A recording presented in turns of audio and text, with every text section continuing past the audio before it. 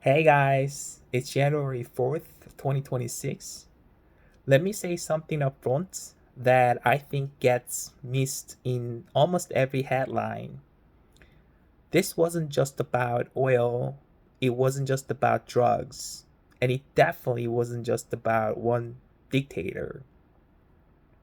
A huge part of why Trump finally pulled the trigger on Maduro was China. And once you see it through that lens, a lot of things suddenly make way more sense. Because for years, Trump didn't actually want to overthrow Maduro. He tried everything else first. That part matters. So, first, let's talk about why Trump hesitated for so long. Behind closed doors, Trump was never emotionally invested in Venezuelan democracy. He didn't trust the opposition. He didn't care about idealistic transitions. What he cared about was leverage, like oil access, migration control, drug enforcement. That's it. And for a while, democracy seemed to work. The US got hostages back, deportation flights resumed, American oil companies slowly regained access. On paper, it looked transactional, very Trump style. But here's where things started to break.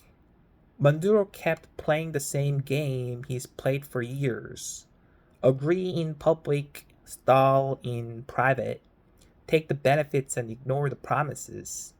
And more importantly, every month, Maduro stayed in power, China stayed embedded. China wasn't loud about it. That's the key. No speeches, no flags, just loans, ports, telecom systems, surveillance tech, and long term oil deals. This is how China operates. They don't show up with aircraft carriers, they show up with contracts. So eventually, Trump reached a conclusion that's very on brand for him. This guy's never leaving, deals don't work, and every year we wait, China wins. That's when the switch flipped. Now, second, let's talk about China's role in Latin America because this is the quiet part nobody likes to talk, say out loud. For the last decade, China has been steadily expanding influence across the region. Venezuela, Ecuador, Peru, Argentina, Brazil, infrastructure projects, mining, energy debt, and Venezuela is the crown jewel. Why?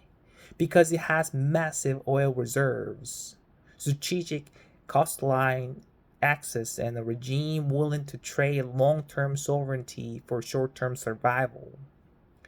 From Trump's perspective, that's unacceptable. This isn't the Middle East, this is America's neighborhood. Trump has always believed that great powers draw red lines close to home.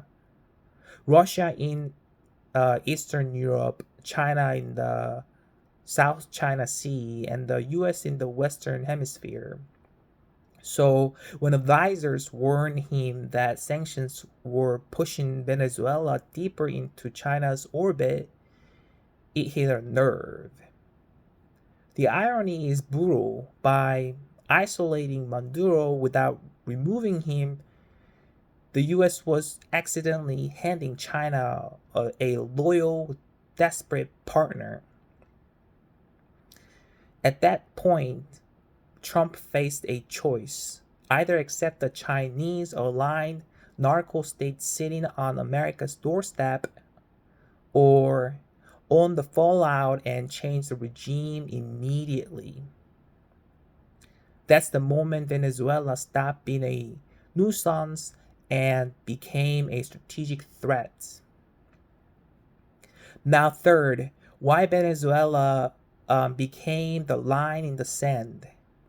This wasn't some spontaneous decision. By late 2025, the military buildup was already underway. Intelligence was tracking Maduro closely. Extraction plans were rehearsed, options were drawn up. Trump still hesitated because he knows the history, Iraq, Afghanistan. The word nation building makes every American president nervous. But from Trump's worldview, the alternative was worse. If Maduro stayed, China stayed. If China stayed, US influence in Latin America eroded. And once that starts, it doesn't stop at one country.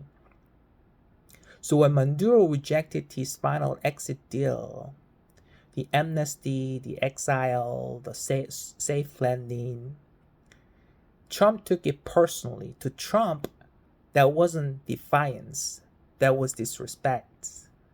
And Trump doesn't tolerate leaders who think America threats are bluffs. So the operation happened, fast, overwhelming, surgical. And then came the most revealing line of all. We're going to run the country. That sentence wasn't just about Venezuela. It was a message to China, to the region, and to every leader thinking about choosing Beijing over Washington. This hemisphere still has a sheriff. Now, let me close with this. This move is risky, no question about it. Governing Venezuela could spiral fast, fragmentation, resistance, instability, all real dangers. But from Trump's strategic logic, this wasn't optional anymore. He didn't want to nation build. He felt forced into it. Because in his mind, allowing China to consolidate power in Latin America would be a slow, permanent loss, way harder to reverse than a messy intervention. You don't have to agree with this logic, but if you want to understand why this happened, really understand it, you have to see Venezuela not just as a broken country, but as a battlefield in a much larger fight. Peace out.